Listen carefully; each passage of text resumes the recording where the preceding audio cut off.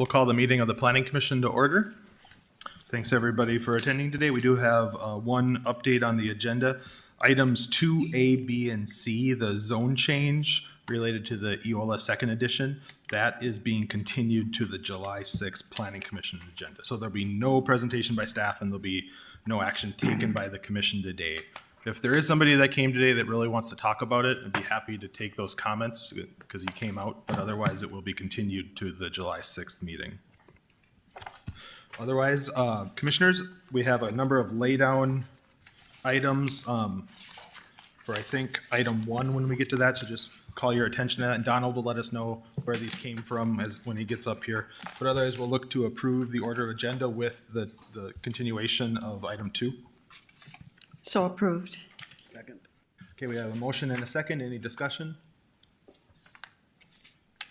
Seeing none, all in favor, say aye. Aye. Aye. Motion, any opposed? Motion passes.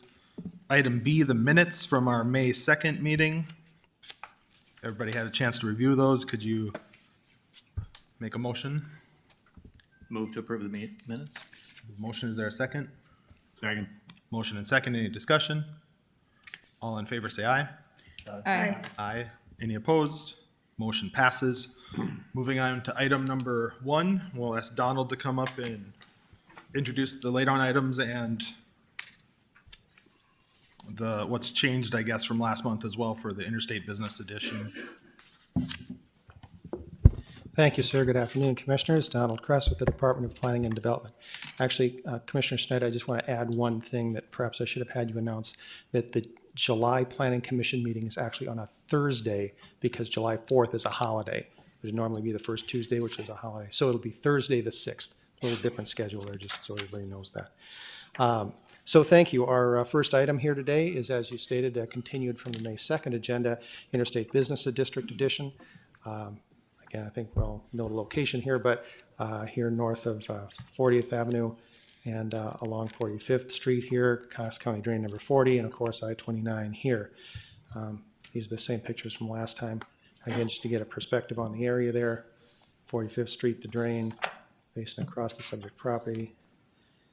Shot from across the interstate there, looking along the county drain, 45th Street, and then the Riley's Acres ETJ residences here. And then this is looking on the interstate side of the subject property. There's an existing billboard. There's a DOT sign out here. This is the Memory Fireworks sign. And the zoning here is ag, and as you know, is proposed to be changed to both commercial and limited industrial. And of course, we had the proposed change to the growth plan designation from the residential and open space to the industrial. Commissioners, as you recall, you continued this based on testimony that was provided at the May 2nd agenda. And a few things have evolved here since then, so I'll go through all of them for you. As Commissioner Schneider stated, you did receive a laydown item, or 4 things. We had some late items, then we had a really late item. So one of the items is a flyer that was brought forward to us regarding this meeting, just for your reference. There is an updated conditional overlay and an updated plat, which I'll talk about in detail in a few moments here. And there was also one letter we got there just a little bit after 2 o'clock from a resident included in there from Ms. Larson, I believe. So what those laid down items are. This is the plat. There is the modification in the plat moves. There was a water line easement that was used to be over here, and now it's over here, which seems like a minor change. The developer coordinated that with the city, with our engineering department, but it's important, and I'll show you why in a moment here.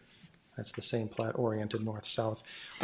Based on testimony, and we had a community meeting May 18th, where we had a number of attendees. I think we had 18 attendees there, including a couple members of the Riley's Acres City Council, each one of whom is with us this afternoon, Councilman Kranz. And we had a discussion. I know some of you planning commissioners did attend for part of that time as well, so we appreciate everyone's contribution to that. And again, based on these discussions, the applicant, Trent Duda, has proposed a few changes here, and here they are. So his proposed change is, 1, to take the lots that he was that are part of his property here that were originally zoned, proposed to be zoned limited industrial, to zone those all to general commercial. So there's no industrial zoning on those. And then these lots that are up against I-29 would still be proposed to be zoned limited industrial. But he had originally talked about having his concrete crushing operation down here. That is now shifted to up here, so it's not in direct line with the Riley's Acres residences, or the ETJ residences, which are about here. And then these lots, though industrial, will have a prohibition on any concrete crushing or construction debris storage, which is in the updated conditional overlay that you have received there. So, and then there's also a berming and buffering requirement that we'll talk about here. And again, just to account for these, lot number 8 is going to be dedicated to the Southeast Cass Water Resources District for protection for Drain 40. Lot 2 is a city-owned stormwater detention basin. And then the berm, which will go on the lots that are across from Riley's Acres, ETJ here, will include a 25-foot wide by 4-foot or 3-foot tall berm with a 4-foot width. And then as the properties are developed, there will be some trees and a fence on here. And I think when the applicant gets up to talk, he can talk about this a little further.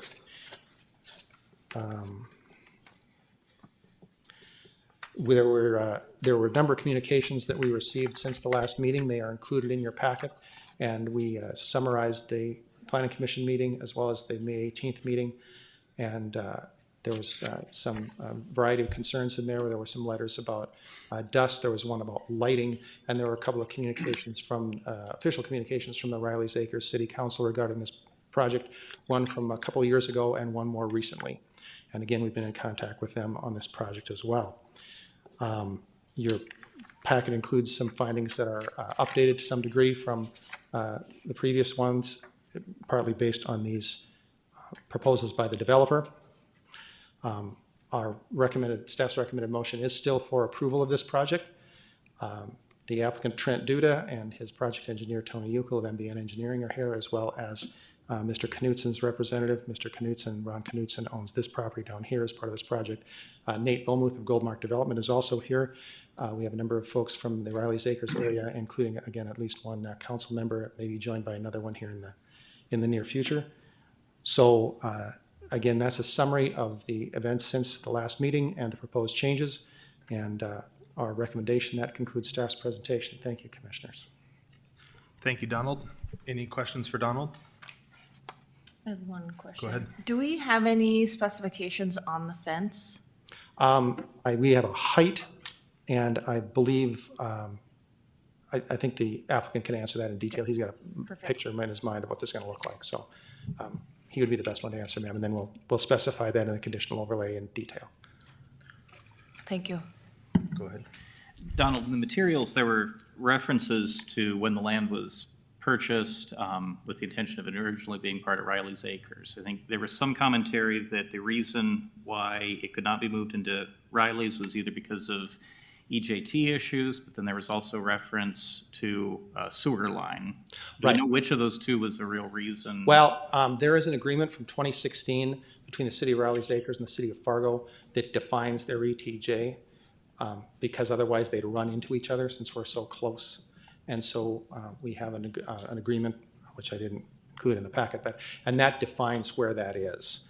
So that's the main argument on that. I know there is a sewer thing. I don't know that history. Commissioner Shuey, I don't know, Mr. Nakmus, our assistant city engineer, might be able to give you some background on that if you need some more information on that. But Any other questions for Donald? Donald, I guess I had one question. I know we had Jason Benson, the county engineer, with us, and I don't think he's in attendance today. No, sir. Have you heard anything additional from him? Just want to, no, sir, he just, he made his statements there. I believe his comments are included in the packet there. okay. So I have not talked to him in any more detail about this project. That's fine. Seeing no other questions for Donald, thank you, Donald. We'll ask the applicants to come up one at a time, I guess, if you're both here. Please introduce yourself for the record. Trent Duda, I'm the applicant. with the ARD. For the fence, what I had planned on doing was a 6-foot high fence with privacy slats in it. In that area, just on lots 3, 4, and 5, we would be putting it. That would be adjacent to all those homes. So, and then the rest of it would still be the berm, and then a vegetation buffer with trees and stuff going north of that for the last 2 lots. I think is what it is. But what I wanted to say was, again, thanks for letting me talk to you again. But I've compromised. I went back to the citizens and listened to what they had to say, and I feel like I'm compromising. I went to GC on the west lots. I put the buffer. I put the fence. I moved my whole operation to the north to try to get a distance away from them.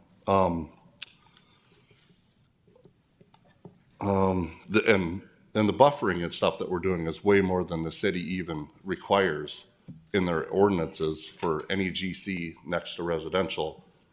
So we're going way above and beyond what the city requires for that big of a distance in between the residential to the GC.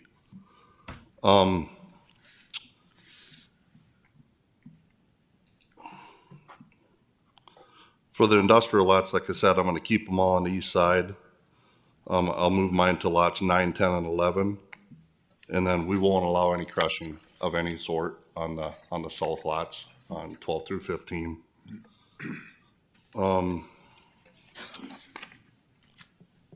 Like I said, the crushing actually occurs a couple times of the year.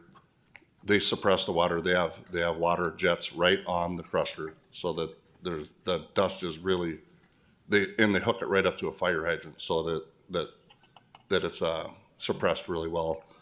And like I said, the gravel road that they live next to is more dust in one day than I'm gonna give them in a year. I mean, it's just, and gravel roads are proven to be hazardous to people's health. So, we'll be over 1,500 feet away from any residential structure where I'm at up there, where I'm proposing it. 1,500 feet away from the north residential structure and 3,500 feet away from the south residential structure, okay? For example, Coast Materials, their concrete plant is 1,100 feet away from the houses on the west side of 42nd Street over at, I don't know what it's, Presidential, right on the west side of 42nd, south of 32nd Avenue. They're 1,100 feet away from those houses, Coast plant is. They're 400 feet away from the condos, townhomes, and apartments. That's how far Coast is away with their concrete plant. Strata is 1,200 feet away from Goldenwood. They crush the concrete plant, all that. They're 1,200 feet away from that brand new development that was just made in the last 10 years. Industrial Builders is 800 feet away from Goldenwood. Coast is also they created more traffic when they built. It's just the nature of the beast. Whenever anybody builds, there's gonna be more traffic. And I can't really do much about that. It's just a progress thing, So I think everything that I've done, I think that this should be approved. I met more than halfway and try to meet in the middle with these guys, so, thank you. Well, thanks for being here, and I always want to thank everybody too for doing those extra open houses. I know sometimes perspectives differ, but it's good to try to get together and do what you can to run these, so appreciate that as well. Is there any questions for the applicant? Go ahead. The last time we met, one of the big concerns was the traffic on the road there. So how are you planning on handling the traffic? Is there a way to make sure it stays off the road next to? Well, that's really not up to me. If it was up to me, I'd have a cul-de-sac on the end of there, but it's up to the city of Fargo. They're the ones that are making me put for fire and for emergency services. I talked to the city of Fargo and I recommended putting in a no truck route, you know what I mean? But I can't, a lot of people own that road. I can't stop people from going on it, We can try to work with the city of Fargo to say no truck traffic on there. And that'll reduce a lot of that, but I don't know how else to do that, unless we did do a roundabout or a cul-de-sac, but they said no. We asked again, so. the two exits did come up last meeting, and I don't know if, Tom, if it's you or somebody that could explain the city's reasoning on why you have two entrance and access points, just so everyone has the same knowledge. Yeah, again, it typically comes down to emergency services. We wouldn't want to restrict, access just to one location.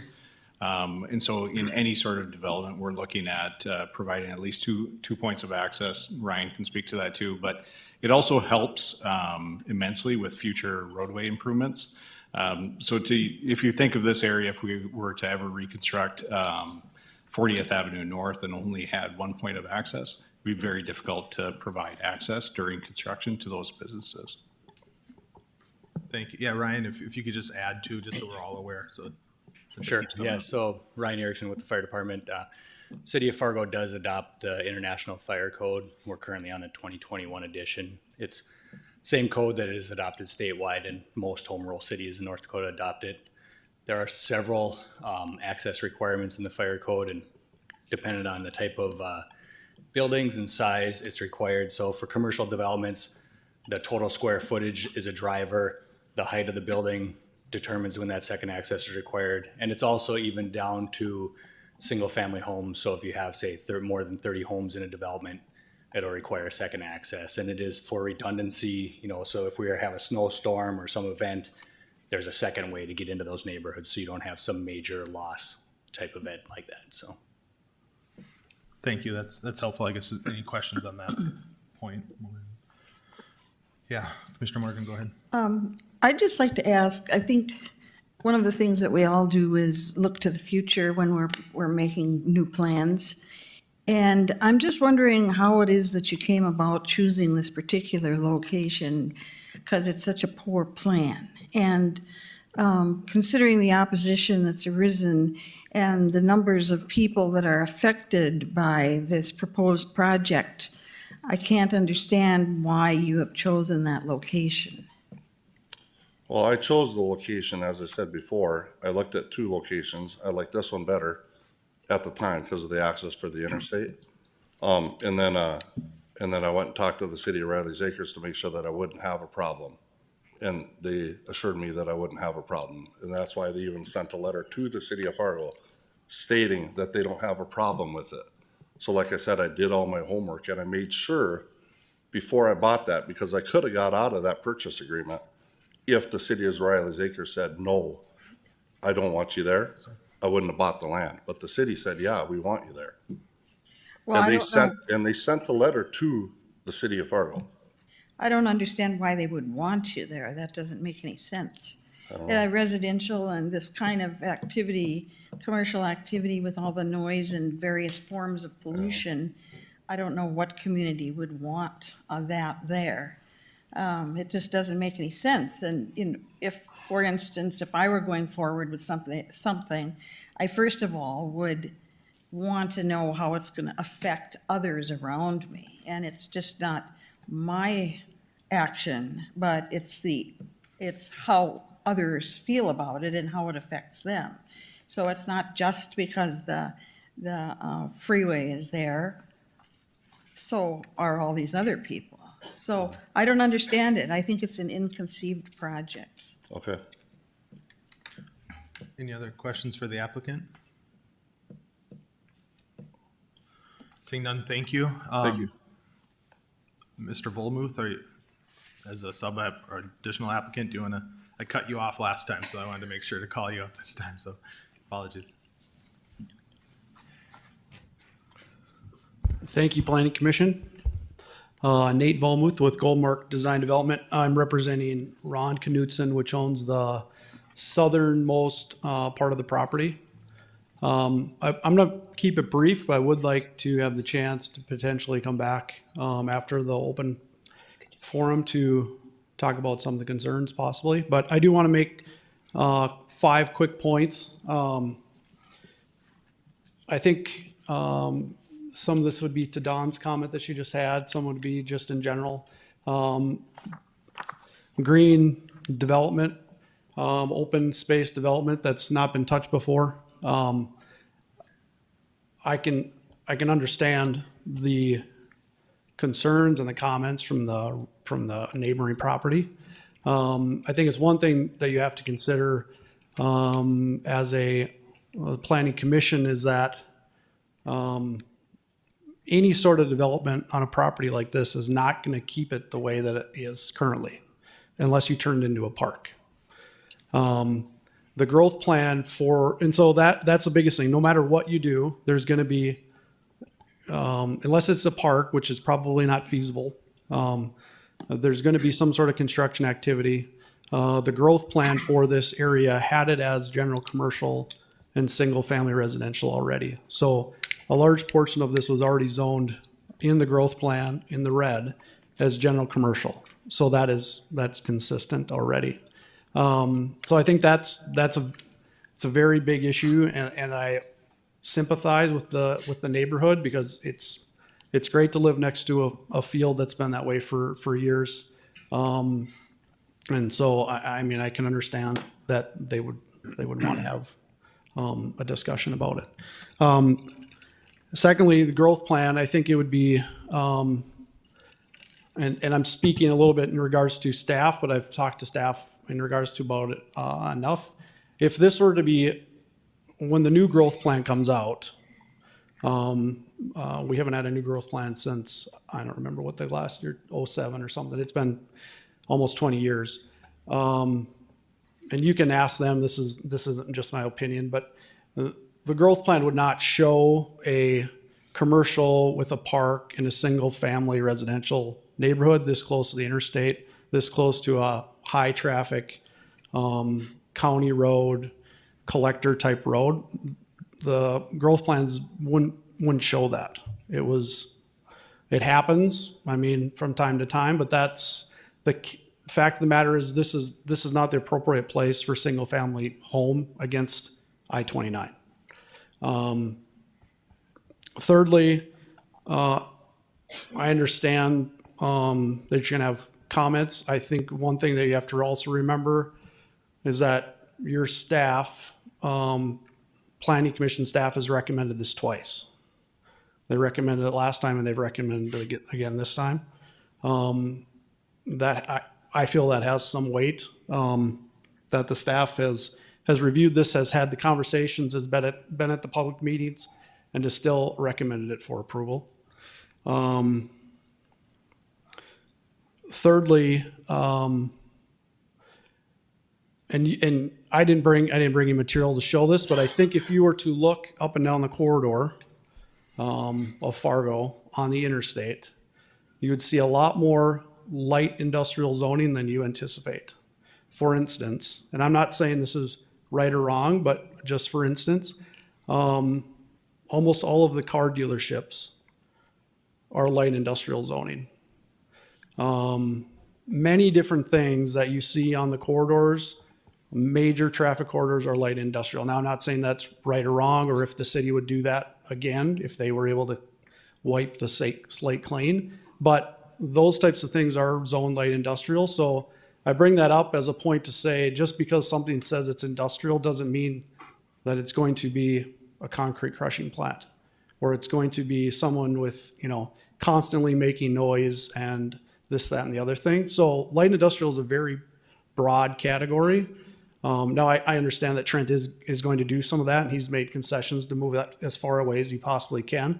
But you also have to look at it from that zoning category. It's very broad, and it's common throughout the city that those types of uses are up against the interstate. And lastly, I also think, and I didn't bring anything to show, but I also think you should look at Riley's or this parcel that's adjoining it. And it's not all single family homes. There's some businesses in there that are operating as businesses. And so I don't want you to view it, you can view it how you want, but I think you need to look at it not from 30,000, but from 1,000 feet, that it's not just single family homes in this development. And so when you talk about all the different things that are happening, I think you also need to think about it as how many people it is affecting, and it's not just single family residents. So that's all I have to say. Thank you for your time. Thank you. Any questions for Mr. Olmuth? Seeing none, thank you. We have one more from the applicant, right? Yep. Okay. Tom Nelson with Swan Real Estate in Fargo here. He's going to cue a couple of photos for everybody to look at. So to give some kind of placement of the property for everybody, the growth and the development in this area is well underway. This isn't something that isn't going to happen. It's already underway. This particular picture is kitty corner to Riley's Acres to the south east. Laverne Second, which is within the city of Fargo's territory. And it is going to be basically a light industrial, general commercial, correct? Yes, As it it's stands today. zone limited industrial, you're correct, sir. Yeah. So just to give some proximity, that's 45th Street along that area there. And again, to give a little bit more perspective, another perspective, this is County 20. And this is one of the new additions for Riley's Acres and the growth that's going to happen there. With that, we talk about traffic, we talk about a lot of the things that are going to go on. The growth for the housing development and the commercial development that's down 45th Street is already in play.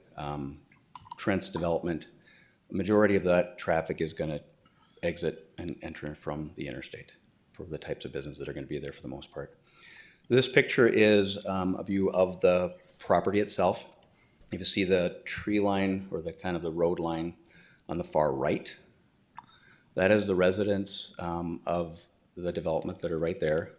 So there's a gravel road there, and then there's a ditch, and then there's another gravel road that's along the edge of the ditch there.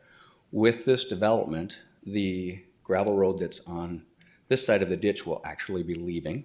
So there'll be less dust from that road because it won't exist anymore.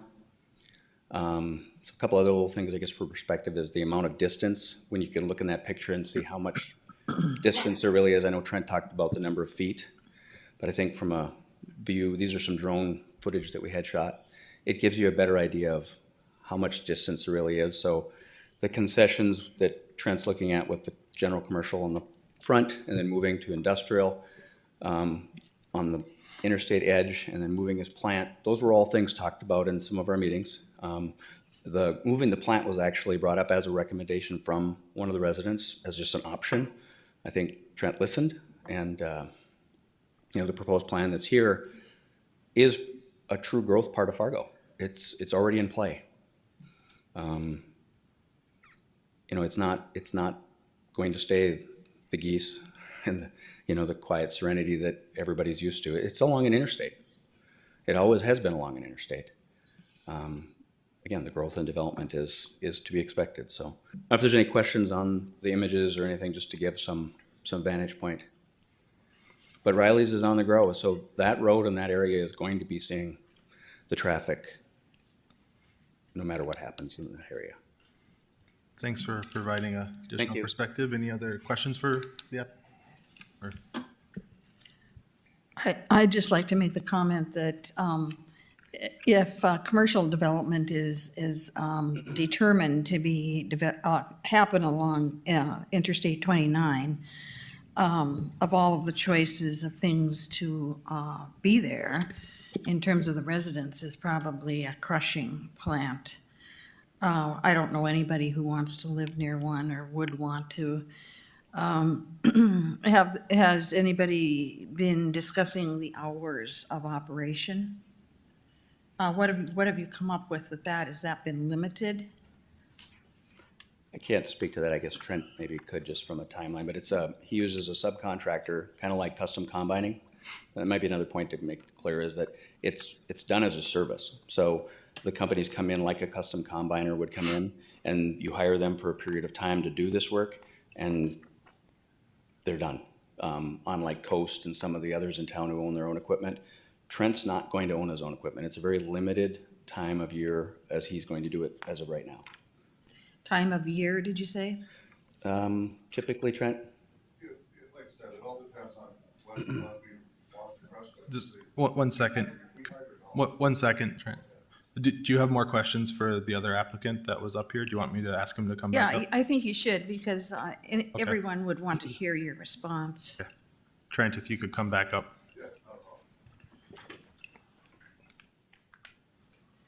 Like I said, the crushing, usually occurs a couple weeks a year.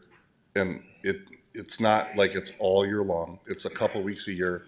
I don't own any of the crushing equipment. We hire, they bring it in, they mobilize in there, they crush, they leave. So it's not like I'm not there 24 hours a day, 365 days a year crushing. It's very limited crushing. So, And if I had that kind of crush, I would not put it there if I had that big of a crushing outfit, because you could not fit all the material on that land up there. I mean, it would be such a big outfit. so I assume that you schedule then with these people that come in to have this? Yeah, you schedule it. You go off their schedule and our schedule, but they don't crush at night. They don't crush at night whenever they come. Everybody that uses them here in town, they all use the same guy. City of Fargo is on them to make sure that the water is hooked up to the fire hydrant. It's suppressed. They usually work from like 6 in the morning to 6 at night, 7 at night, and then they're done.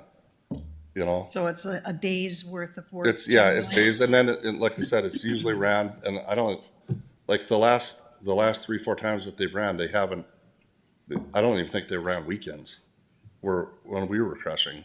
These guys travel too, so they travel all over when they come in here to crush. Have you discussed the schedule at all with the residents? As No, to well, preferred I've told period them all along times? that it's a couple weeks a year.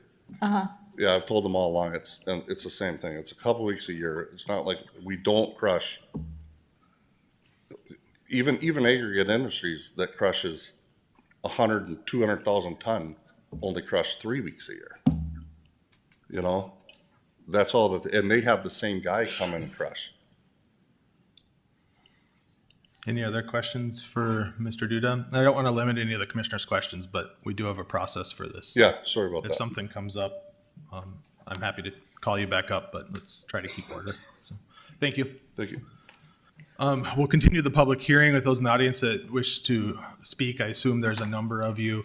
I don't really like time limits, but I do ask that you try not to, do a lot of repetition or we'll be here very long. So if you can kind of add to the points that previous speakers have given, that is totally okay. I don't want to cut anybody off. Just try to keep things moving and not repetitive as well. We appreciate you all being here and appreciate all your time. So anybody wants to testify in favor or against, make your way to the podium. Feel free to line up. There's those open chairs in that front row. It kind of keeps things moving a little quicker. It's a beautiful day out there. Thank you. And just a reminder, just to introduce yourself when you come up and go ahead.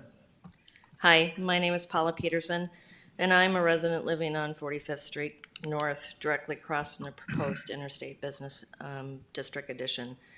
I'm here again to outline the objections that the residents of the Riley's Acres ETJ area, along with many residents of the city of Riley's Acres, have in regards to the zoning discussion.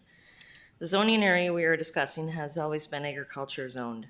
With it recently being annexed to the city of Fargo, the proposed changes in zoning are a very dramatic change, not only for the residents that live across from this property, but also for the community as a whole. The residents on 45th Street North and those in Riley's Acres will have to look at and deal with the effects of whatever type of businesses that are on the above stated property. The current growth plan of 2007 has this area listed as proposed zoning of residential and a park. I assume that was for a very good reason when it was originally created. Let me state that again. There must have been a very good reason for that growth plan to be listed as residential. Why? Because it is right next to an existing residential area. It also borders NDSU crop research land and the city of Riley's Acres. The landowner knew this when he purchased this land. This is a big leap. As several of you on the commission mentioned on May 2nd, you asked for the planning to go back and determine what is the appropriate growth plan considering the community it borders. In our continued discussions with planning and the landowner, we have asked that same question several times. but there is no clear answer. We keep moving from here to immediately commercial and industrial. So where are we at today? In our perspective, really not much of a change. The proposed amendment is to move to general commercial on the west side and L1 industrial on the east side. The landowner wants what he wants, which is understandable.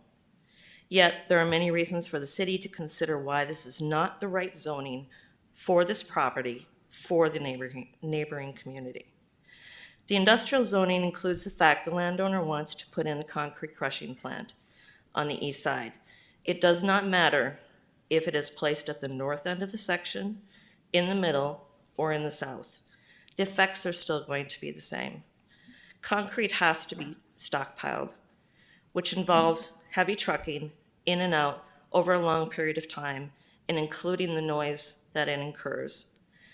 Crushing, in my mind, can happen anytime the season allows. If there's a demand and you have the concrete, you bring in those contractors how often you need to. The process itself poses a health concern. Dust will fly no matter what. When you look at the radius, it can impact not only people on the interstate, our ETJ area, and Riley's Acres. The North Dakota wind blows in every direction. There are environmental studies that outline the harmful effects. These concerns are listed in the packets that you received. And I am also sure that with the proposed change of putting the concrete crushing to the north will not be as exciting to the Patio World company that is there, to their employees, or to their clients either, to have to deal with it. Lastly, as you stated in the May 2nd hearing, what appeal does this have to people coming into Fargo? Thousands of people drive on I-29 today, not to mention North Fargo and people in Minnesota use County Road 20 to get to the interstate. The top of the bridge every day, they will see this landscape as well as having to deal with whatever additional traffic this may bring. The city should not be afraid of leaving it as a residential zoning. If you look at areas like Fox Run in Fargo along I-29, those homes are actually closer to I-29 than this area would be. And Fox Run was built after I-29 interstate was already there. There are also areas on I-94 between I-29 and Veterans Boulevard where neighbors border the interstate as well. There's also the question of the Fargo ETJ area to the north of the Prairie Estates, which we call ourselves. If it would be residential eventually, then they have to deal with what's across the road as well. And how will that work? Again, you need to look at what the entire community looks like going forward. Another large, big concern of us is how this zoning is going to affect our home value. The conditional overlays indicate a checklist of common questions. However, as many of you stated on May 2nd, the answers were flimsy at best. I'm not convinced that the research was done and you're taking what the landowner wants to have done. But when it comes to the impact on the neighboring home value, it is a large concern. Putting in chain link fence with privacy slats is not necessarily the answer to the prayer of saving our home value. It is unattractive, they are very noisy when it's windy, and it becomes a garbage collector on top of it. Although tree lines will be required at some point by whoever purchases those lots, it will be over 10 plus years before they have any marginal effect on what we view each day. Lot 1, which we understand is owned by Dr. Knutson, contains no buffering allotments on the conditional overlay again, which has major concerns for homeowners who live across from that area and travel along County Road 20 as well, as they have to look at it each day. We have statements from real estate professionals about the negative impact commercial and industrial zoning will have on our existing properties. If you zone it, there is no way to control the permit process as to what type of businesses are allowed. We cannot spend the rest of our lives monitoring and objecting to something that may impact us. When we are looking at a potential 1/4 decreased value of a home, that for those of us that just face this property, that represents a loss of close to $1 million. This is a significant concern. How are we going to recoup that cost? It is likely it would only have to be done through legal means. The City of Riley's Acres supports these concerns on behalf of their residents and our ETJ, and have sent in a letter to, as such, which is included in your packet. Again, we ask you to consider, is this the type of zoning that you would like to live next to? Would you like the noise, the potential environmental concerns, the negative effect on your property value, the view from your property, the safety of your family, and the view of those coming into Fargo? There currently are no good examples of where the city of Fargo has put in industrial and commercial next to a residential area. Examples cited earlier are those that have been the effect of city planning that has been around for over 50 years. This is an opportunity for the city of Fargo to consider doing the right thing for an existing community. We look to you to take all of this into consideration. Thank you.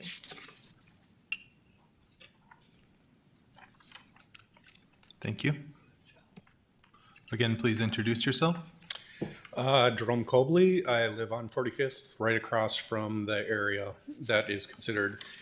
Last time I did not have any time for prep, as I was never notified of this going on until one of the neighbors notified me 3 days before the last city commission.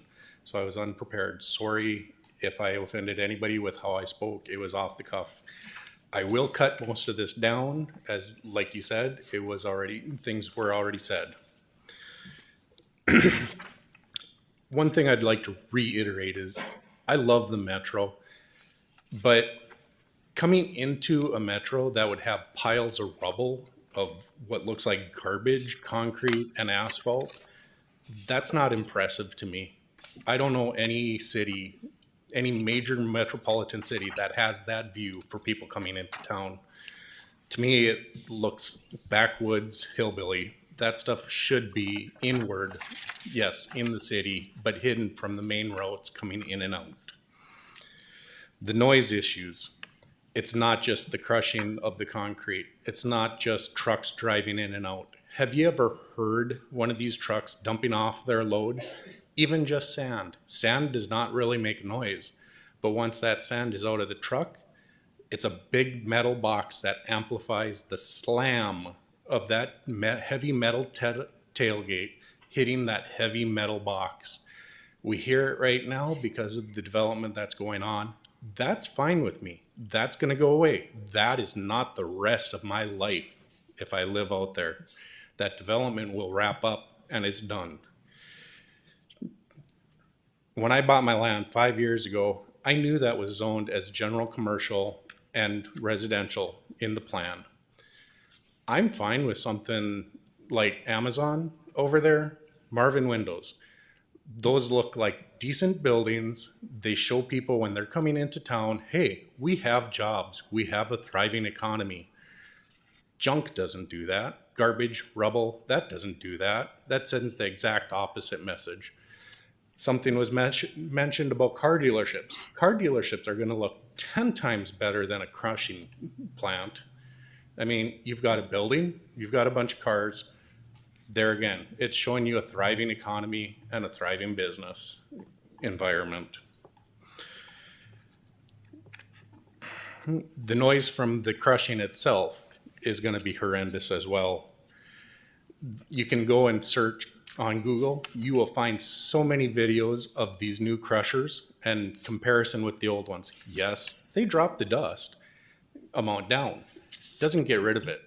Doesn't get rid of it by far. There's still huge clouds of dust coming up. One thing I asked Trent at the last planning meeting, I asked him if he would mind living next to it. And if he did, he said no. And I asked him if he wanted to buy my house. Well, after that, I got to thinking, I looked up where he lives. He's got a pretty nice area out in Horace. All sorts of farmland that he could purchase to put his business next to out there. But I bet you his neighbors wouldn't like it.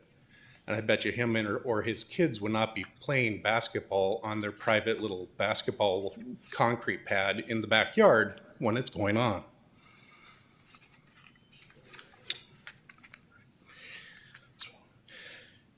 Now, my daughter, this is more of a personal thing, but it's still relevant to me. My daughter has heart issues. We've been in more surgeries than I can count. We lost track of how many times she has been brought back to life at the hospital. Just this last February, she went in for a tonsillectomy, or however removal of tonsils. 1 week after the surgery, she was drowning in her own blood in the hospital in my arms. She coded, they brought her back, and now we were worried about lung damage. So far, it's looking good, and she might be recovering and have 100% function of lung damage. I don't want this kind of dust around. Doctors themselves, I've called our pediatrician. Yes, he's not a specialist on lungs, but he is damn good in this area. He is highly recommended. He takes on the special cases because he wants a challenge and is bored with normal pediatric cases. He himself said no. If that goes in even in a 2 or 3 mile radius, he said move for her health. I just put that house up last year. We lose $125,000, $130,000 from what the realtors are telling us. That puts us under what we already have in debt on the house, being we just put the house up. I go bankrupt just to keep her healthy.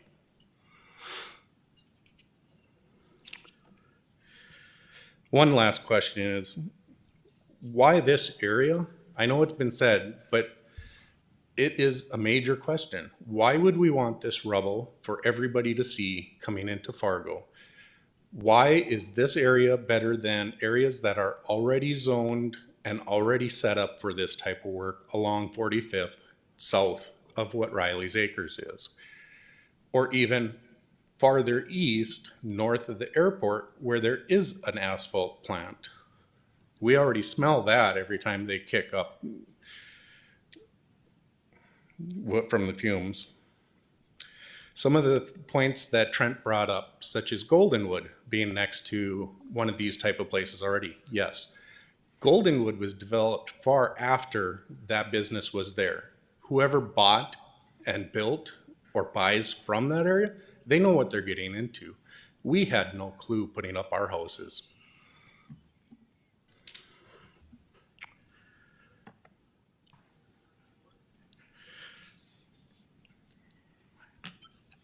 I'll leave it at that for now. Thank you.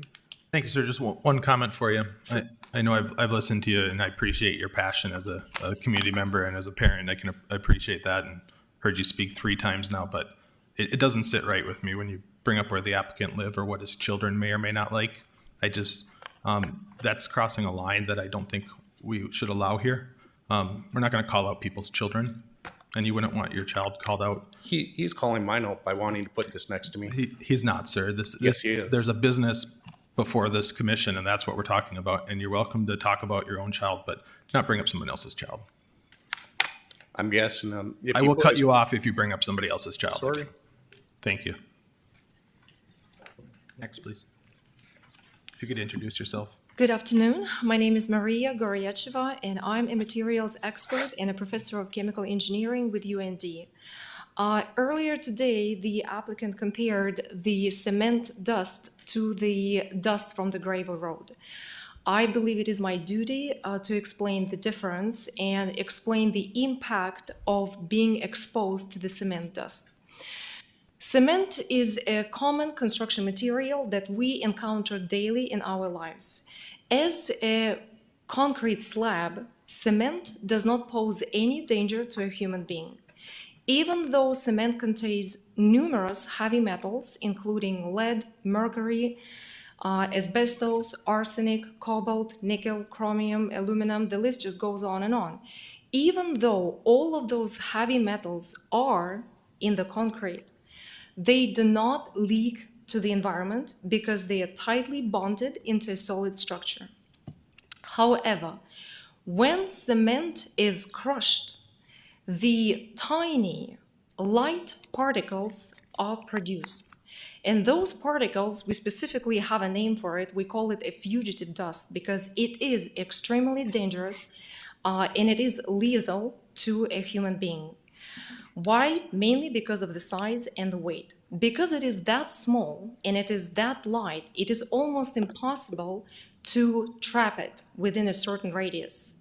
It travels to really long distances, and it does enter the human body through two main routes, through inhalation and swallowing. Inhaled cement particles result in various types of cancers. Specifically, primarily, it is the lung cancer. In addition to that, the throat cancer, the stomach cancer, and the colon cancer. Given the aerodynamic diameter of those particles, in other words, given the size of those particles, cement dust was demonstrated to enter the bloodstream of human beings. And as such, once in the bloodstream, it can enter pretty much any vital internal organ. What I mean by that is the heart, the spleen, the liver, and so on and so forth. There are also numerous studies that show that cement dust particles do deposit not only in the lungs, but also in the muscle and bone tissues. What they do is that they alter the microstructure of those tissues and obviously their performance. Now, the major question here is that how far the dust is capable to travel in terms of distance. And I'm just going to refer to the existing data that is available right now, open access for pretty much everyone. The dust can travel as far as 5 kilometers, which is roughly 3 miles in radius. This number is not a random number. This number is based on a study of the soil and vegetation samples. What researchers do is that once they collect the soil, they are looking for a specific imprint, or in other words, DNA that belongs to the cement dust. And it has been found at the distance of 5 kilometers. I would also like to bring the details of one of the studies that has been carried out in 2011. To quantify the impact of cement dust exposure, the researchers placed rats at different proximity from the source of cement dust, specifically 250 meters and 1 kilometer, roughly 0.6 miles. After a certain period of time, they have studied the lung tissue of all of the rats. What they found out that all of the exposed rats, regardless of the distance, shown significant damage and inflammation to the lung tissue, in addition to the deposition of heavy metals in it. Some of the rats died before the experiment ended. That experiment only lasted 180 days. That is my message. Thank you for your attention. Thank you. Appreciate your comments. Next speaker, just a reminder, please introduce yourself for the record. Hello, everyone. My name is Joshua Morell. I'm a physician here in North Dakota, licensed. I'm a board-certified radiologist, and I'm also working at the Veterans Hospital here, and I also serve as chairman of radiology for the University of North Dakota. Try to keep this statement brief and to the point as to respect everyone's time. So, first, I want it to be known that what I'm about to state is not my opinion necessarily, but it is rather my training, my deep understanding of human pathophysiology, and is also backed by the scientific literature. First, it should be understood that the area of cement dust exposure is very wide. As Maria just described, the environmental radius of contamination and hazard can be on the order of multiple kilometers. That radius would encompass the entire city of Riley's Acres and would be certainly at a much higher concentration in the neighboring houses that are directly west of 45th Street. You will not be able to contain this exposure. You will not be able to measure this exposure reliably. It will be an amorphous, persistent, never-ending fear to the community. Second, I want to specifically highlight the dangerous health consequences of cement dust exposure.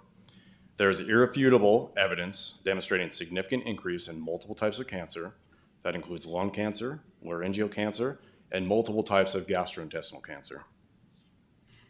There's also significant lung damage caused by chronic inflammation from the seeding of that cement dust that results in pulmonary fibrosis. Now, this point is very important. This risk cannot be sufficiently attenuated by a reduction in concentration. That is not hyperbole, so let me say it one more time. The risk cannot be eliminated by low levels of exposure.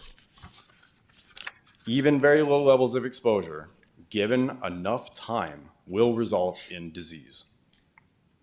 Given that many of us live in this area, we are the proverbial rats in a cage. It doesn't matter if you crush cement infrequently because that dust will deposit in the surrounding area. The people in this community will be exposed day after day, week after week, year after year. So even when exposure is very small, it accumulates over time. Let me be absolutely clear. It is not a matter of if residents will develop cancer, but when residents will develop cancer. Maybe it's 1 year, maybe 5, maybe 20.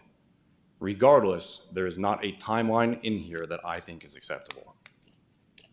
Additionally, we have a park where children play a baseball diamond, not a few hundred meters from this location. So to everyone listening, I would like you to please ask yourself, is this acceptable? And regardless of whether it's legal or not, to the committee, I would plead to your decency and your morality. Please do not harm our citizens. Thank you. Thank you for your comments. Is there anyone else that wishes to speak? Again, just a reminder to introduce yourself. Kyla Dubord. I will kind of cut it across again, like you said before, of things that were brought up before. I also spoke last time, and I'm here again to share my voice. My easiest way to summarize this is there was not a concession that was made since the last meeting that really helps my family's health or our investment. And when I think of health, I have other people who will talk about the health risks of that, but also the investment of us losing on our homes. In contrast to that, the two groups that are proposing today are LLCs. That's limited liability. When my house value decreases, I lose that. The feasibility statements of what can be made in this area, why can't we keep it as park and residential? You're right, they may take a loss on that, but that is part of an LLC.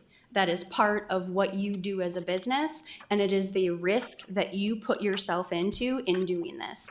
I don't have a risk management strategy that will give me back 25% of my home value. That's just not what you do when you buy a house. Quick summary, concrete crushing, health hazards. I'm not gonna be the expert on it. It'll be loud, it'll be bright, it'll be outside of 8 to 5, it'll be dirty, it'll send off vibrations, all of that. It'll decrease our house value. Again, I won't go through.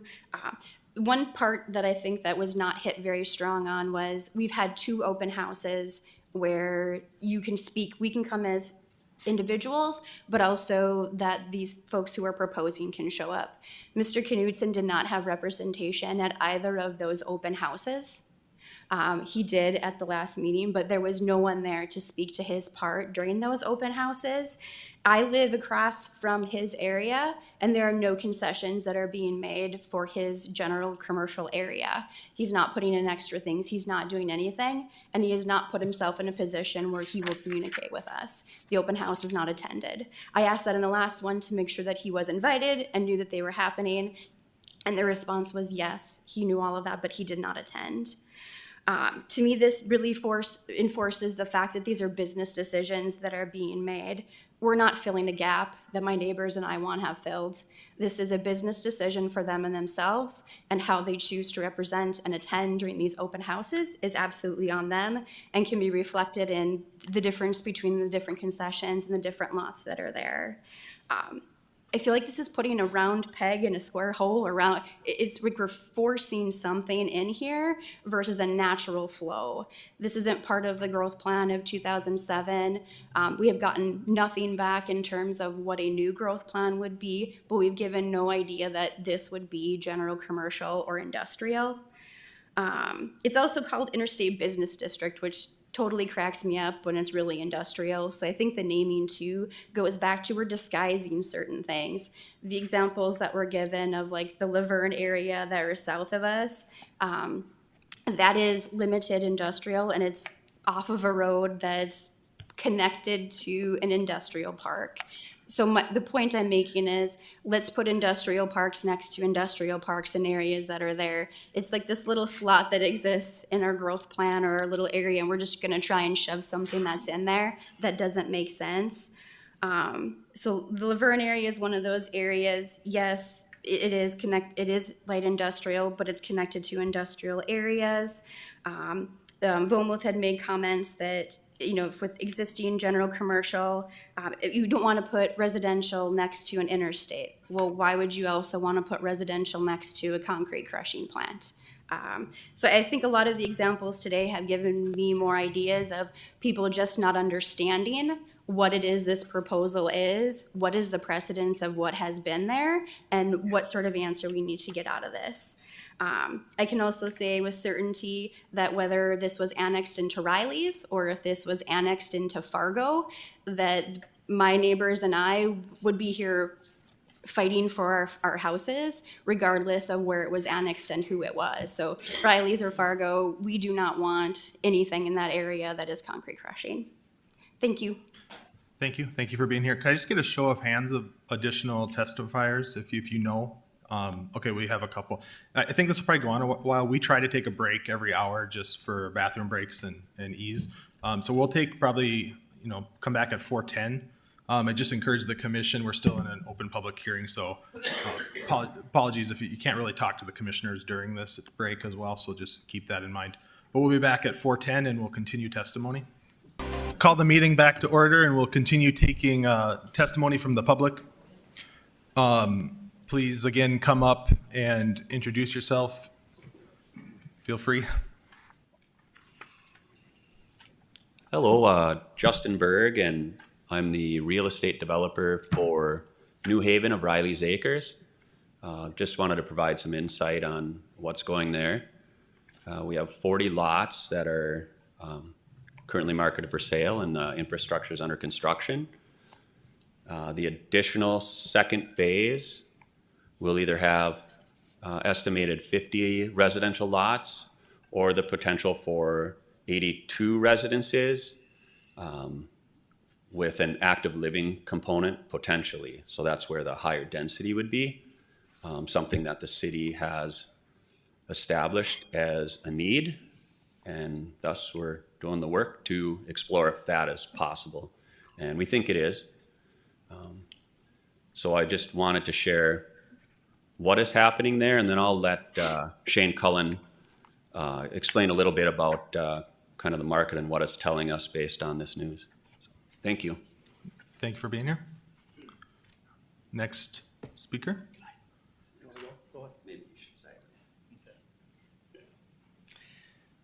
Good afternoon. Thank you, Chairman Schneider and members of the committee. My name is Shane Cullen.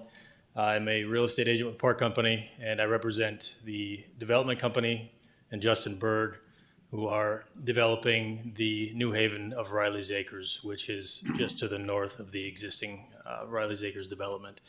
So to keep it short, the conversations that I've been having with potential prospective buyers that are interested in moving to this area, when the prospect of this concrete crushing comes up, it leads to concern from the prospective buyers, and I have had several of them let me know that they are going to be considering other parts of the metro because they don't want to be exposed to things such as this. So as my colleagues have said, the growth is inevitable, and residential growth is part of that as well. And so we just need to keep in mind the dynamic and how one may affect the other. Thank you. Thanks for being here. Would you mind taking a question if you're here on behalf of? Absolutely. Sure, go ahead. Quick question for you. Being here with Park Company, have you noticed in the other areas of town where there's a lot more concrete crushing that we're talking about here, Have you noticed people moving out of those homes? That's a great question.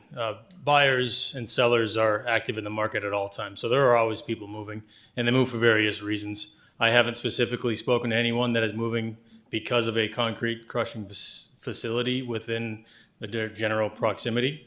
It's possible, but I have not personally experienced that, no. Thank you. Thank you. Thanks. Appreciate it. Thanks. Mr. Volbenwith, I know you mentioned you want to come up again, and I welcome that, but just, I know, because you've been commented on your property several times, so you can go ahead and address that. Just, let's try not to make it a habit of popping up. And No, this will take a minute. I just wanted to respond and add two facts. One comment was in regards to Knutson being represented at the meetings. The property that I'm representing is zoned, requesting to be zoned general commercial. The city of Fargo growth plan has it shown as general commercial. There was no disputes or discussions in regards to that issue, and so we felt it wasn't the need to be represented at that meeting. As it is already represented, we don't need a growth plan amendment for that parcel. The other two things, and this will take 30 seconds, these are facts that I want people that have testified to understand. Amazon and Marvin Windows are zone limited industrial parcels. Okay, it's the exact same thing that Trent is asking for. Two, Donald, could you go back one slide that shows more of an aerial of the facility? Oh, that one right there.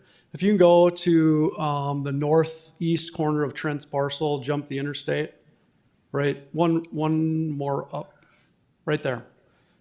There's a lot of talk about concrete crushing at this and how far the dust and what it affects. And I'm not saying, I'm not a scientist, I don't know any better, but I do know that that parcel today crushes concrete. And so you're not going to have, the issue is 300 feet closer to people's residences, but it's happening currently. So I just wanted to make that known that it's not a new thing. It's already happening. If it spreads for 5 kilometers, it's already doing that. So thank you. Thank you. Please introduce yourself. Sure. Good afternoon, Commission. My name is Wyatt Crum. I am from the ETJ community. I live on the north side. I spoke last time as well. I spoke last time about precedent. We'll put in a couple more points after I cover one thing about that general commercial Knutson portion. The reason that we would have liked to have seen them at the meetings is so that we could talk to them about the buffer. We asked if there was going to be a buffer between our properties and that red section shown on the map there, and they said no, there was no plan for that from that developer. So that was something that was important to us, considering half of the homes are straight across from that area. Going back to precedent, regarding concrete crushing, it sets a precedent for that industrial area. It's brought up all the time. Well, it could be a daycare center. It could be a car dealership was talked about today. But no one's going to put a daycare center or a car dealership right next to a concrete crushing facility. It's going to set a precedent for what type of industrial is built in that area and general commercial. The precedent also is set for the land that borders my property to the north edge. We have the small section of yellow residential in the land in question, and then the large section of yellow residential to the north of our community. We don't have a road and a drainage ditch and a buffer.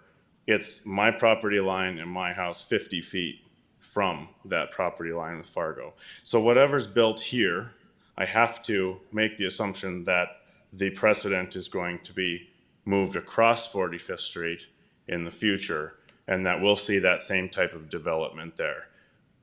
If we're fighting residential near a concrete crushing facility today, there's no way that a developer would come in and purposely build residential next to an existing concrete crushing facility that close. Thank you. Thank you. We have a, watch out, traffic jam there. My name is Jim Prudham. Trent talked about controlling the dust when they crush, but he didn't mention anything about the dust hauling the concrete in. When they load the concrete that's crushed and hauled out, dust blows off the trucks, probably many miles down the road even. But that was never brought up. Maybe I'd like an answer to that one. How does he control that dust? Thank you. Thank you. Just a reminder to introduce yourself, please. Yeah, Gary Opp with Opp Construction and Patio World, just on the north end of this property that we're discussing. And just, I guess we can't really ask questions, but a couple comments. There's no buffer planned on the north end of the property, and I'd like to be involved if this does go through with some type of a buffer to protect our property as well. So that was kind of overlooked. And then the other question that I'd have is, if this is denied to Duda, would the city still move forward with the infrastructure that you're planning? And then I guess I'll have to wait to hear an answer on that. Sure. Gary, would you take a question? I've heard a lot of people talk about the op road, and I don't really know what that means exactly. Well, the op road is, we're right across from these neighbors that have been talking about their concerns. And we've tried to be good neighbors with them for the last 35 years that we've been up there. So that's the op road. It's an easement that we're granted to access to our property because we're landlocked. Sure. Okay. It's not an op road.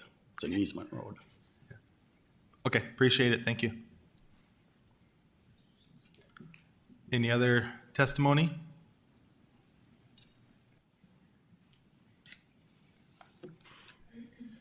My name is Thomas Krantz. I am Riley's Acres City Council Member, Planning and Zoning Commission. I'm also a resident, obviously, of Riley's Acres. Sir, could I just ask, are you here representing Riley's Acres, or is that a title that you also have? Just I am here representing Okay, thank you. both the city and myself. The Mayor Amundson apologizes he was unable to make it today due to work obligations that were unable to be changed. On behalf of Riley's Acres and the residents of the city of Riley's Acres and the ETJ, I want to reiterate our letter to the Planning Commission here that we have received their objections and taken them into consideration. And we are, while we would still prefer to see the 2007 growth plan move forward, we are we stand adamantly opposed to LI change and reluctantly accept GC.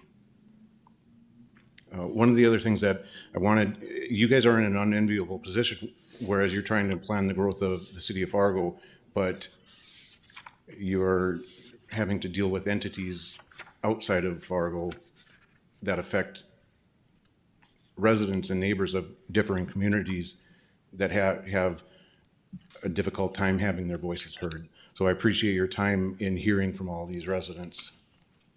Would you mind taking some questions? Yes. I appreciate you being here too. We're trying to be a good neighbor and taking all this comment, and I know you were at the public meeting as well. I've been on this board long enough to know that sometimes we do change our minds, and that happens. But were you on the council in Riley's Acres in October of 2020? I was. There was one member that has since changed due to election in that time. And understand that initial conversation was more than 2.5 years ago at this point. Things evolve, things change. And that's where we sit with this today. It does not fit our growth plan. Sure, I understand that change too. I just think it is important to call out because people are making plans with their financial futures, as we all are, right? And so when the city comes out and talks about supporting a concrete crushing, to then change your mind 2 years later, that kind of puts a lot in turmoil. I mean, it tells us as a letter to our city that you guys don't oppose this, and so now you come to our public meeting saying you do oppose it after our staff has spent an awful lot of time working toward what we thought you also agreed with. And so changing minds is tough. I know it happens, and that's good, and I'm happy you're here to explain it, but it puts us in a pickle too. So I just wanted to So, and I think part of that change at this point stems from the initially proposed location. He had assured us that it would be at the very furthest north portion of his property. And it was stressed that it would be more sand and gravel stockpiling rather than concrete or asphalt crushing. The piling of fill dirt at this point is probably pretty close to the lot, having block 1, lot 5, no, lot 15. So it's just barely north of the Memory Fireworks location right now. I mean, as a resident, I can see it from my patio door. No, I appreciate it. I'm still learning all about concrete crushing too, so I appreciate the learning curve here and appreciate you being here to talk as well. I don't know if there's any other questions but no, thank you for being here. Appreciate it. You're welcome.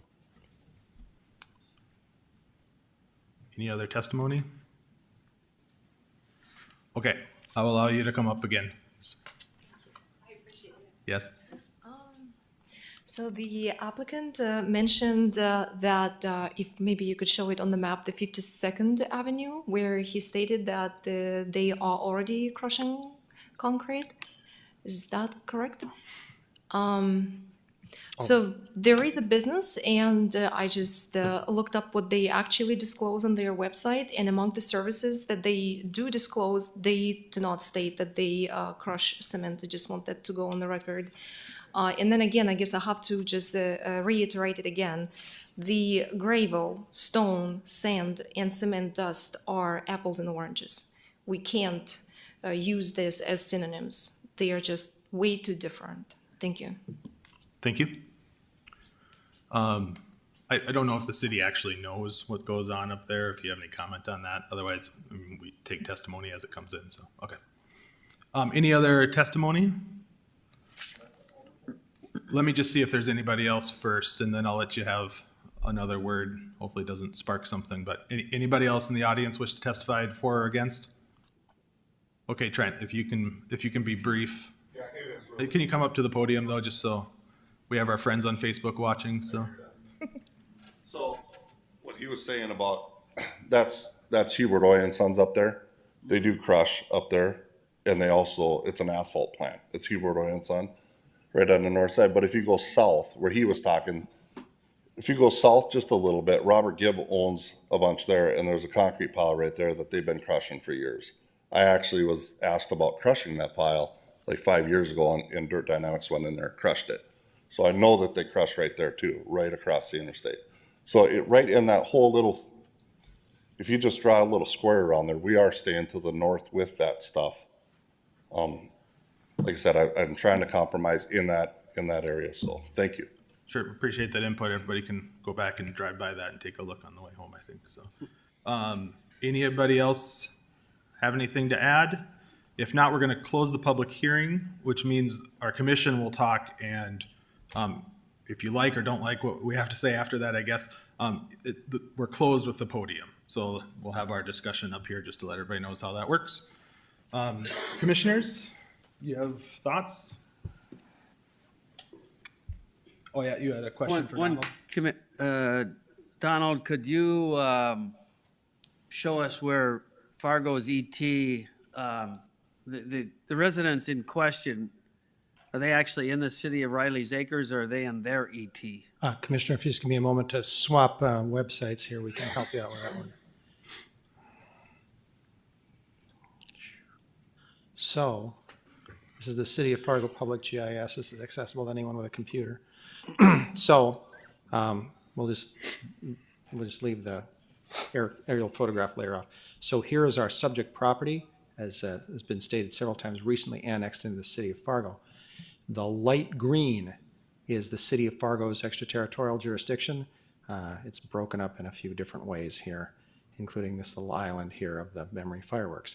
This gray here is the City of Riley's Acres. This light blue, here, here, and here, is the City of Riley's Acres, ETJ. Okay. And then this light blue is the City of West Fargo, so don't worry about this part over here. So they're essentially an island of Riley's Acres and ETJ surrounded by this incorporated city of Fargo city limits and city of Fargo's ETJ. And that agreement that I mentioned from 2016 talks about that arrangement, here. Does that clarify for you, sir? Yes. And the folks that are with us here tonight, they live right here along 45th. And then as the one gentleman alluded to, his property is here, and then on the other side of his property line is the city of Fargo's ETJ. And Donald, maybe just while you have this up, this has been one of my thoughts throughout this is, we have ETJ area outside, to the west that kind of wraps around Riley's Acres, and there's not a big sliver of area where we can get to that from Fargo except for this proposed property. And so trying to figure out whatever we put in here or approve, that's our access to that north ETJ area. You mean this here? And so just commissioners, for my thoughts, I like the idea of moving the concrete crushing plant to the north. That was a good compromise. I can see why that makes sense, but it also sort of does define what happens next, I think, a little bit too. And I'm not sure I like that based off, what our growth plan is. And obviously we have a really old growth plan that we're updating. And so I'd be curious, I wish we had that information, but we're stuck with what we have now. But so there's just some of my thoughts looking at this map. And commissioners, just, I believe eventually 57th Street will be developed to provide access on this side too. This is 57th right here. Thank you.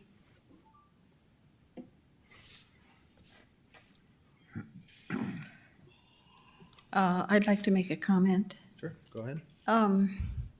Since this land has been annexed by the city of Fargo, I would assume that it would follow within that the values and the purpose of the city of Fargo would be followed. So top of that is safety, health, and well-being of its citizens.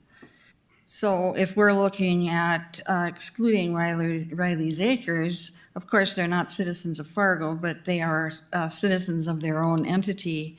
But the values of the city of Fargo should continue on into annexed property. So I just think that in looking at this, it doesn't fit with what the city itself promotes as its values, top of the line, its people, health, wellness. So I couldn't in any way support this. Any other comments from the commission? And when I'm looking at this, I had the same thought that Rocky did. We're building a protection all the way around city. It's going to limit the amount of development property we've got ultimately in the long term, housing property, and that's what it was designed to be. At least that's what it shows on our maps. And then if all of a sudden you put something there that doesn't fit, and you end up with saying that property no longer it's going to end up being limited industrial at best. And when it was thought to be housing. So that would be a problem. This decision for this one tract defines what would happen next.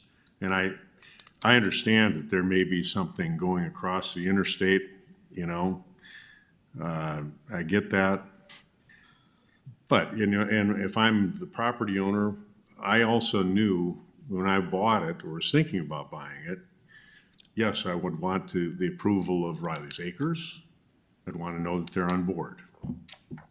He seemingly got that, although there may have been some confusion as to what he was proposing and what they thought they heard. But it also required approval by the city of Fargo to change the zoning. And there was no commitment there that I know of. And so everybody takes a chance. I guess at this point, I'm okay with changing it to limited industrial, but doing the same thing we do on the south side without having something that emits a huge amount of dust in the neighborhood and potential noise. I know it's limited seasonal, I get that, but I think it still would have a significant impact. So this can still be developed, limited industrial, some commercial, but it can't be, I think there has to be some limitations on what could be there. And I think that the crushing plant's gonna be a problem.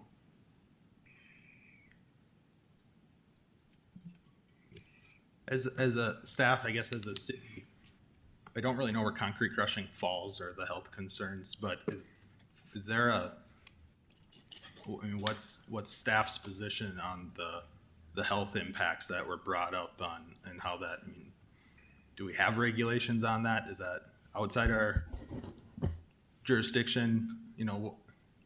How do we consider that? I guess. I can start that, and perhaps Mark would want to pick up on that. So following all the discussions we've had and the letters, the folks who wrote the letters are the two people who presented here today. We did talk with the Department of Environmental Quality in Bismarck, as well as Fargo-Cass Public Health, which has an environmental health section. It appears that there is no real specific, fugitive dust is the term that they talk about. It appears there's no real regulation that fits this exact situation. There are federal regulations that relate to workers on concrete crushing facilities, but not in the overall air quality. The Federal Environmental Protection Agency, I looked at their website yesterday. Their regulation is very complex, and I have no expertise in federal environmental regulation. That might be something people could look into. That is not something the city would enforce. Some of this is in the Code of Federal Regulations, 40 CFR 63, and other sections. So, but there appears to be no, local regulation that addresses this, and there is no real environmental finding in what comes before you, unlike some other states. As you know, for instance, I used to work in California. There is extensive environmental regulation that is part of the findings that would, go with a project like this. Here we don't have that specifically. It's overall, as Commissioner Morgan talked about the values, it's, kind of built in a little bit to some of the findings that we have there, but there is nothing specifically environmental. I don't know if Mark or Nicole would have any additional comment on that. Anything else to help us out here? No? It's a tricky one for sure. Thanks. Well- Oh, yeah. Go, Nicole, did you? Sorry, Don. No, I would just echo what Donald provided forward. If you get further into the conversation and need more assistance, just let us know. Okay. Don?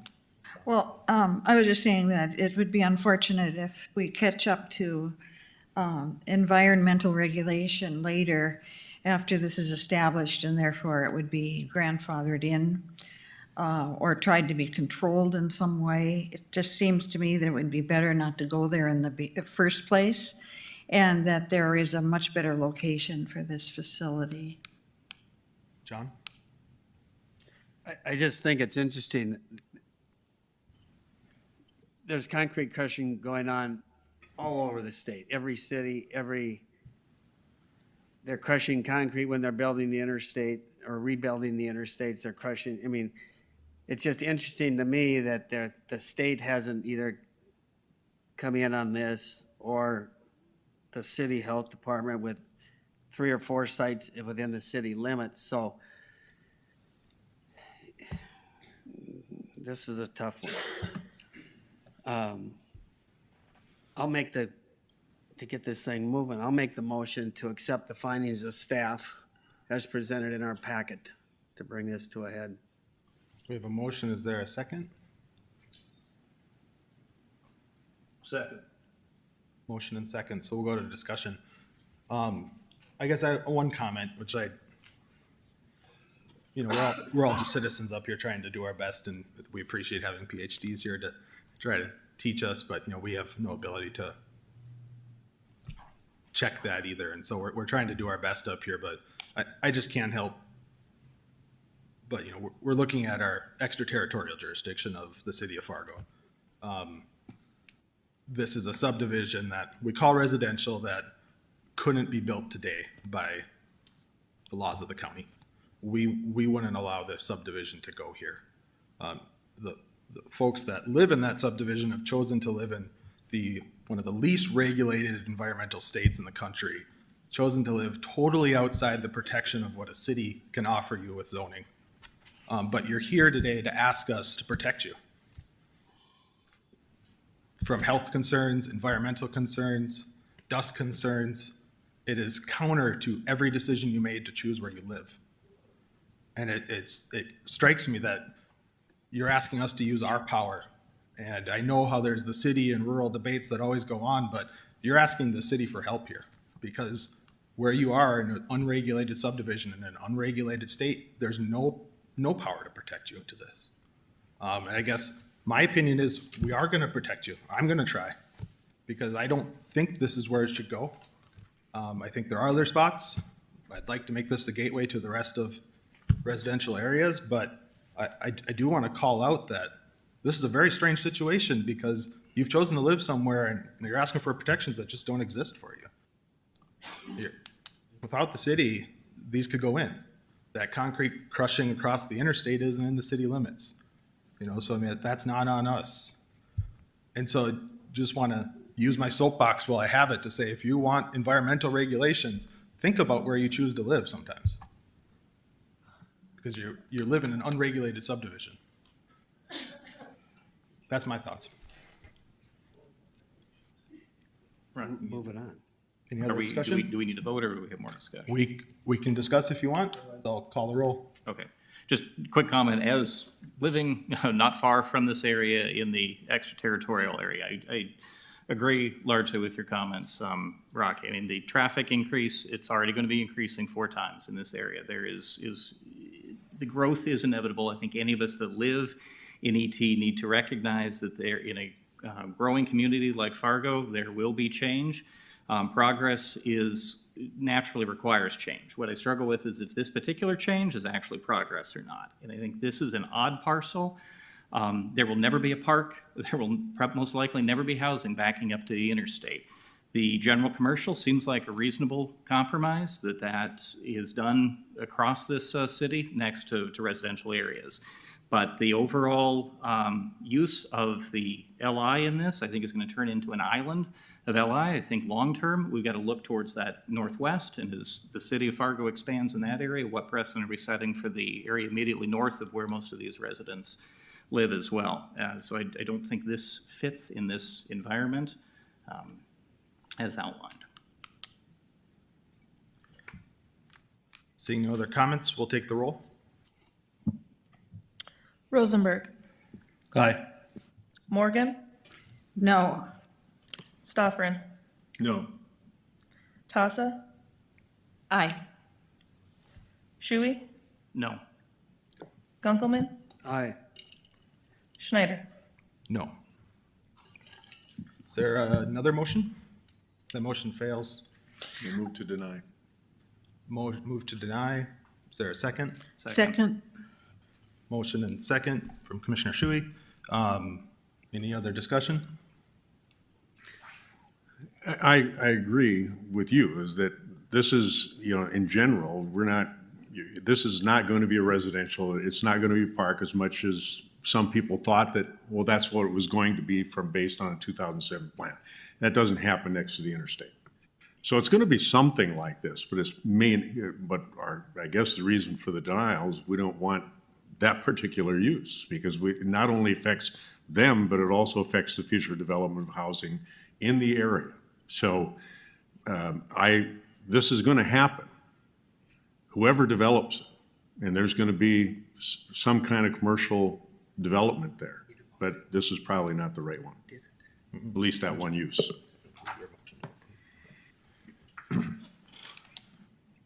Yeah, and there was some comments about the commercial property on the south with no buffer. The applicant did make a number of concessions that might not happen if this came back as all general commercial. And so just to be aware that when change happens, sometimes you don't always know what you get either. Take the good with the bad sometimes, but we have a motion to deny. Any other discussion? If not, we'll take the roll. Shuey. Aye. Morgan. Aye. Tasa. No. Gunkelman. No. Stoffren. Aye. Rosenberg. No. Schneider.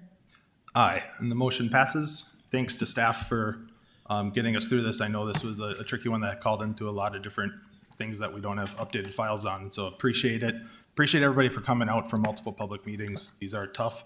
It will go to the city commission. We don't know the date, but a month or so. Commissioner, if I could Yeah, go help you, ahead. if I may help you out with a couple of things? Yes. So your motion to deny was approved, is that correct? That is correct. What is your basis for denial? Because the findings. Thanks. Yep.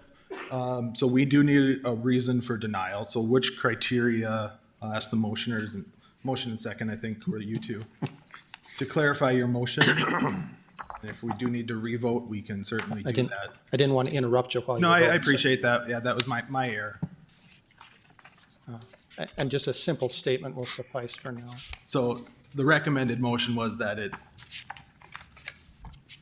meets those growth plan things. So your recommendation would be that it does not meet one or multiple of those. So I guess there. But you're hanging that denial strictly on the concrete crushing. Let's be clear. Let's wait to see what their motion is, and then we can have a discussion that way. Well, Those three. Anybody can determine this. We're only part-time planners up here, so you gotta give us a minute sometimes. We have Donald to tell us when we do something wrong, so. Today we might be full-time. And then, Commissioner, since your commission has recommended denial, it would be our intent to get this to the city commission as soon as we can. Okay. The next scheduled city commission meeting that we could make is June 24th, either that or July 10th. So it will be renoticed. Everyone who is within the notice radius will get a notice. And please understand, our notice radius is specified in our ordinance. So if you live at the 301st foot, like the one gentleman said, you didn't get a notice. Well, we're just outside of that.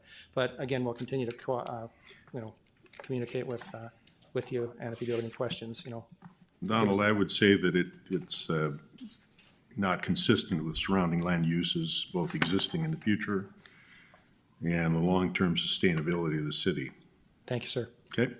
And second, could Agree. we do a re-roll call on that vote with that motion? Is that appropriate, Alyssa? Is that? How do we correct ourselves here? I apologize, I was writing. No, so the motioner and second added to their motion on the reasons for denial. Should we do another vote on that? On his recommended findings, Yes. I would. Okay. So we'll move So that. so we have a motion and a second. You've heard the reasons. Is there any discussion? I'll replace my previous motion, which was passed, with this one with those reasons for denial. Okay. All right. We'll call the roll. Do we need a second on the read? Yeah, Second. Commissioner Sorry. Schuler is okay with the second. Yeah, sorry. Thank you. Rosenberg. So we're still on. No. Shuey. Aye. Morgan. Aye. Gunkelman. no. Stoffren. Aye. Tasa. No. Schneider. Aye. And the motion passes. And then Donald, will you so the recommendation goes to the city commission and they have final say on this, but the applicant has a couple different paths they can take. Would you does he have to take this to the city commission? Or is? Yes, sir, I can answer that question for you. So pursuant to the process stated in our ordinance, all cases that come from your commission, with the exception of conditional use permits, all cases go forward to the city commission with your recommendation, whether it be approval or denial. They're a recommending body.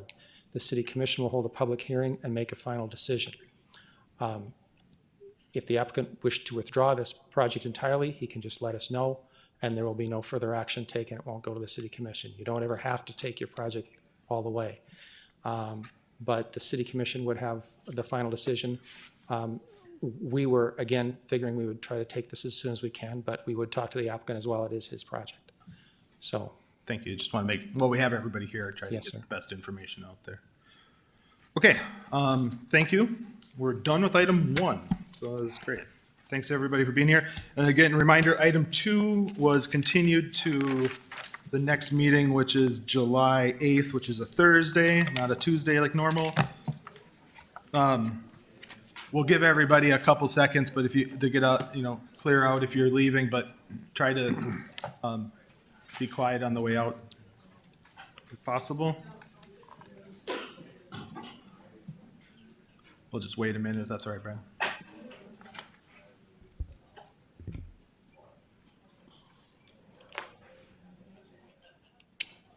If you could take your conversations out to the hallway, I'd appreciate it.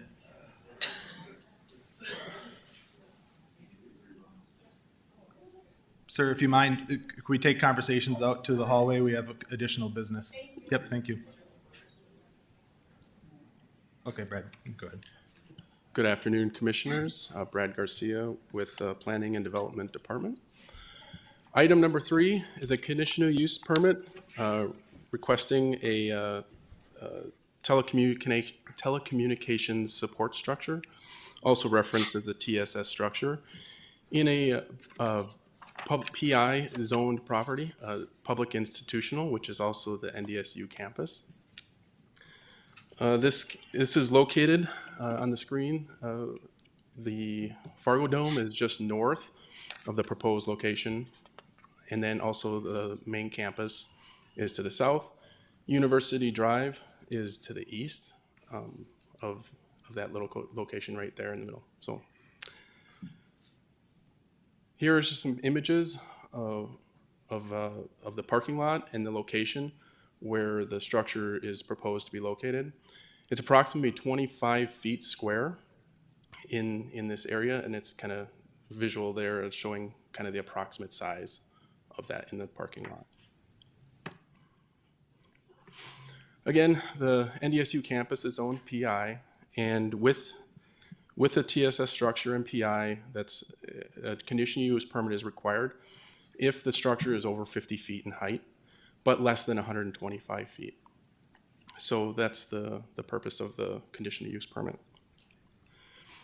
This slide shows the site plan. Again, you can kind of see with the red square the proposed location of the structure and the tower and the fence around it. This the reason for locating it in this location is that currently AT&T has antennas located in the water tower at 1430 10th Street North, which is just east of this location. That tower is being torn down, and the applicant is looking for a temporary location so that they can continue to provide cellular service to the neighborhoods. Again, this is intended to be in temporary use. Approximately 2 years or so was what the applicant has mentioned is the length of this location, or until a permanent location has been identified. The elevation plan is the next slide here. Again, it's showing they're proposing a 100-foot height structure, and with that, with the condition of the conditional use permit, we suggest that the conditions allow only 100 feet maximum, even though they're with the conditional use permit with the land development code, it allows 125 feet. In front of you is the recommended motion, again with that suggested condition for the conditional use permit. No inquiries have been received from staff in regards to this application, and the applicant's representative, Hugh Belka, is with us this evening from Terra Consulting if there's any questions. Pending any questions, that is the conclusion of staff's report. Thanks. I just have one quick question that I was thinking, looking at this, with NDSU all the way around, we obviously aren't going to get a lot of public comment, but in the past on these structures, we tend to get questions from the neighbors about what it's going to look like. And we've seen sort of stealth towers, I think they were called, where they made them, put a bison up there to make it look different or something. I was just curious. I mean, I don't know what we've done in the meantime, but it seems like a lot of these have some sort of beautification type feature on the top of them. Is that any consideration, or is that something to ask the applicant?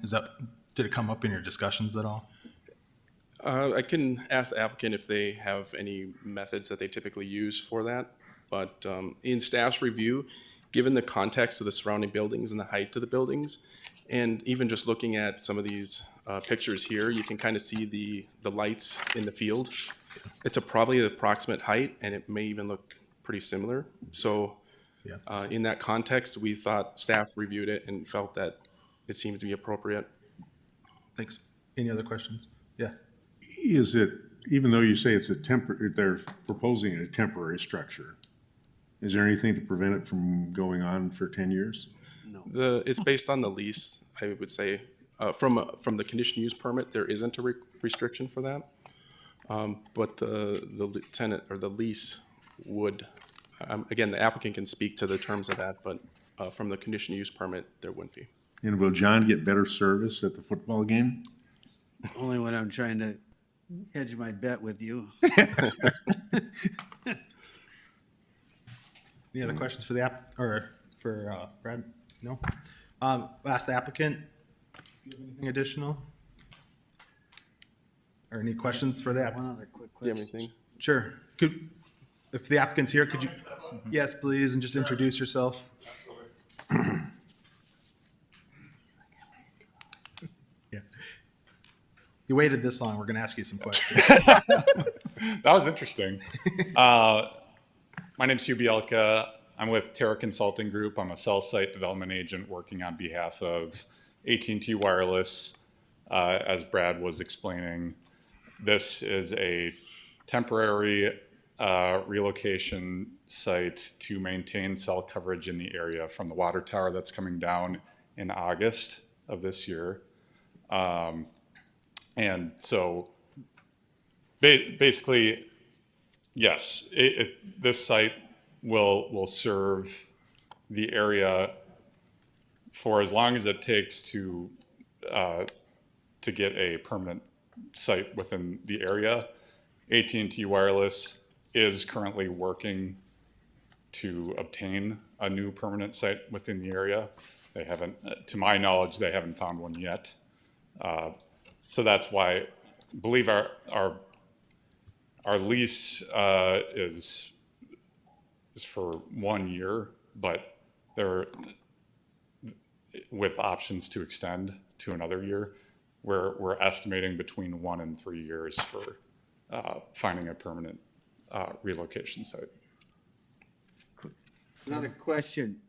You're not the only one on that water tower, are you? No. mean, I believe Verizon is on that tower as I well. mean, my question to the planning office would be, are we gonna see multiple, or have you had any other inquiries about other people looking for other sites too with that water tower coming down? I know from the city, the reason that water tower stayed there as long as it has is strictly because of the antennas that are on it. We have seen other applications, but they also have to meet the requirements based or laid out in the land development code. Conditional use permit for this specific reason is because it's located within a PI zone property. Right. But it still needs to meet the requirements, excuse me, Okay. of the land development code. Okay, so we probably will be seeing some other applications of some sort, so. And then also, just to reiterate, for this conditional use permit, it is limited by the 25-foot square bounds. So even though the campus, technically, it's for the campus, it applies only for this specific location.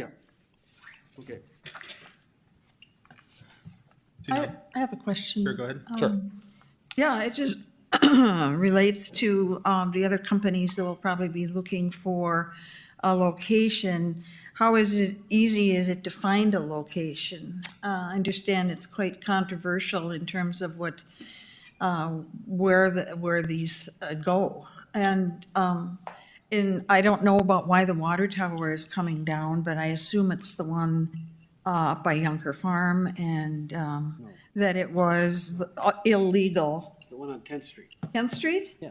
Oh, that one on Yunker's It's coming down too. It's outdated. Yeah, well, maybe they both are. Anyways, Yeah, That's not what the applicant's here. no, but my question is, how difficult is it to find another location? It depends. You know, it depends on city ordinance and as well as what is available, you know, for as far as zoning within the area. So I know that I mean, this is outside of the scope of my application, but I think one of the best candidates for a permanent relocation site would be NDSU, but this would not be, the location that's being proposed would not be a permanent site location. It'd be somewhere else on the property that would be proposed for permanent relocation. Okay. If that were to be the case, which I'm not saying it is. Thank you. Yeah. Thanks. See no other questions? Is there a motion? I'll make the motion to accept the findings of staff as presented. Motion is a second? Second. Motion and second. Any other discussion? Otherwise, please take the roll. Morgan, Aye. Gunkelman, Aye. Stoffren, Aye. Rosenberg, Aye. Tossa, Aye. Shuey. Aye. Schneider. Aye. The motion passes. Going on to item D1. Mr. Gilmore.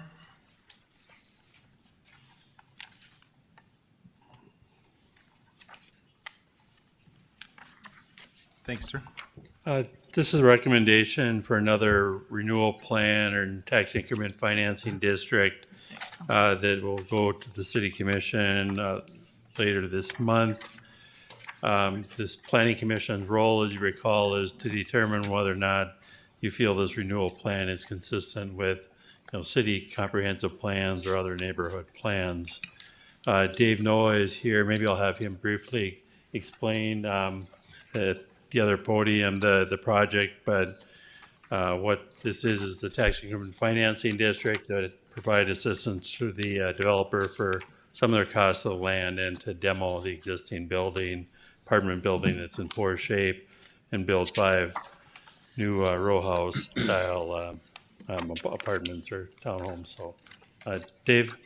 Hi. Thank you, everybody.